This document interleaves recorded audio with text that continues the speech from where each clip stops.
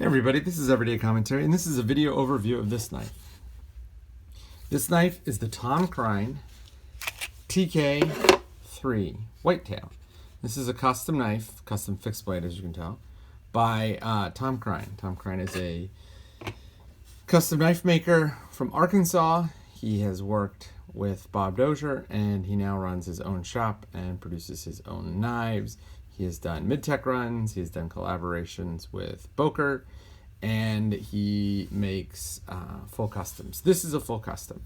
The TK-3 is designed to be essentially a drop point hunter.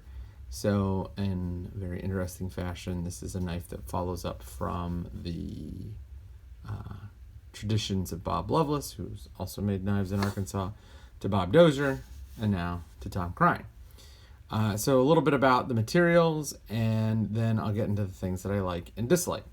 So the knife is made with D2 steel, and this is a steel that Tom knows very well, and he uses to great effect. It has semi-polished or matte finished green micarta handle scales. It has red fiber lining. There is no tapered tang. And the knife sports these completely flush Corby bolts, as well as Tom Krein's sort of trademark extra wide lanyard hole and his trademark finger guard / sharpening choil. So let's talk a little bit about this knife in comparison to other knives. So this knife, and here's a size comparison between the Krein and the Benchmade mini grip, which is probably my most commonly owned knife. As you can see, even though it has a 3-inch blade, it is significantly bigger. This is basically the size of a 3.5-inch folder. You can see here that even though the handles are shaped, they're not terribly thick. It is only, if it is thicker, it is just a little bit thicker than the mini grip. Here's the knife in comparison to a AA battery. As you can see, this is a pretty substantial fixed blade. Let me get into a comparison to a couple other knives, and we'll use this as a way to sort of jump off and talk about really finer points of some of the knives, fixed blade knives out there. So in front of you, you see 3 knives. Two of these are my main rotation fixed blades. The first is this knife, which is, as you can tell, has been used quite a bit. This is the Jesse Giraz JFS, and it has a AEBL steel, and it has brown G10 handles, and it has also been given an acid stonewash. And then this knife is the Bark River Bravo 1 LT in 3V. As you can see, these knives are all sort of different sizes. The JFS is actually very, very small for what it is. It's basically a 2.5-inch blade with a 4-inch handle. As you can see, it's smaller than the mini grip. And so when you compare that knife to this knife, you're basically getting something with a slightly bigger handle and a significantly bigger blade. It's almost an inch bigger. But if you notice, despite me using the crap out of this knife, it has relatively sharp grind lines. The knife came razor sharp from Jesse, and it's a little thick. And as you can see, let me see if I can, there you go. There is some marks here that indicate that it looks like it was cut on a bandsaw. This is an older knife from Jesse, so he may be water jetting or wire EDMing them now, but this one looks like it was cut on a bandsaw. And it's a great knife. I've used this knife a lot. I've really, really used this. You can see there, I got some gunk buildup. I usually carry this on my pack. It's just strapped to my pack whenever we go on a hike. I put a blue lanyard on it because I like blue, and it shows up really well on the floor. If I dropped it in the leaf litter, I'd be able to find it still. But there's some really interesting points about this knife. So let's zoom in here. If you see this, you can tell that the grind lines are sharp but not super straight. And that's just sort of the nature of a handmade knife from a very good but not absolute elite maker. And I would assume, having owned other things from Jesse, that he's gotten better since he's made this knife. You can see here that it has a little bit of a sharpening choil, though it's not much. And that's really important for a bunch of different reasons. But look at this knife compared to the Bark River. The Bark River is made by hand, but it's made by hand in a production batch. And so you can see here, now one thing to note, that this is a convex grind, and this is either a hollow or I believe a flat grind. But you can see here that the grind line is not as sharp on the Bark River. It's there, it's definitely there, but it's nothing snappy, nothing really clean or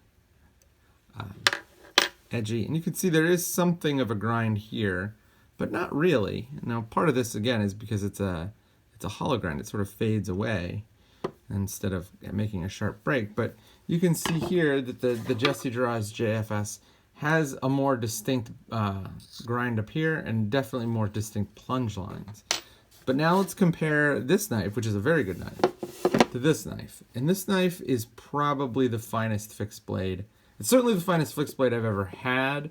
It is definitely one of the finest I've ever owned. As you can see here, even though there's not much of a differentiation from this angle to this angle, the grind line here is perfectly straight and easily visible.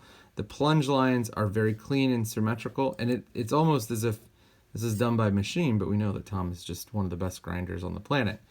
You can also see up here that there's a really clean and quite nice swedge. There's some forward jimping here and some closer to the handle jimping. And the same thing is true on the other side. This is a masterfully ground and immaculately finished blade. I mean, if you look at it there, you can see that there is a little bit of a grinder satin finish on the blade, but it goes all the way around. Here you can see that this has this sort of gritty, rough lines to it, and then on the bottom it smooths out, probably because of the way he sanded it. And so what I went through all these knives for is to show you one of the reasons why I really like this knife. This is a knife that is designed by someone who really knows how to design fixed blades, and also takes an enormous amount of time and energy and talent in making them. These two knives are really great knives. But you can see here, hopefully, in what I've talked about and pointed out with this giant nail, is the things that make this knife one of the best fixed blades out there. Tom makes fixed blades that are as good as anybody else in terms of use, in terms of design, in terms of execution. I'm sure they're more expensive. I mean, this was not a terribly expensive knife. I think this knife was $300 with the sheath. But what you're getting is just top shelf all the way. And the grinds indicate that, the plunge line indicates that, the symmetry of the grinds indicates that. And this is truly the sharpest knife I've ever handled. This knife came out of the box like truly hair-splitting sharp. I mean, even just a tiny amount of effort, and you can pop hairs right off. And there you go. I mean, that was not barely enough force to like move my skin, and it popped the hair off. So that is really an incredible thing. The grinds and the sharpness are just outstanding. I also really like the overall size and shape. This is a good size knife to do some work. It's not going to split wood, but you can do just about everything else you would want to with it. I'm in a little bit of a pickle because, you know, this is my regular camp knife if I go outside, and it does everything pretty well. So I'm not sure if I'm going to ever replace this with something like this. I got this mainly to see what Tom's work was like. But it's a really good size. It's a handy size to have with you. If I hunted, which I don't, I would imagine this would be a really handy size. Again, the drop point helping there. And here's the thing that really just puts this knife up into the stratosphere for me. This handle is perfect. It's not complicated. It's not overdone. It's nicely polished. I mean, it's not look at that. I mean, that's like a mirror shine. You can really get there. But even with that mirror shine, you're losing a little bit. As you can see, you can pick on that one. Can't pick on this one. This handle is perfect. It's finished perfect. And it just really, really works in the hand. overall, I like everything about this knife. There's nothing I don't like about this knife other than its availability.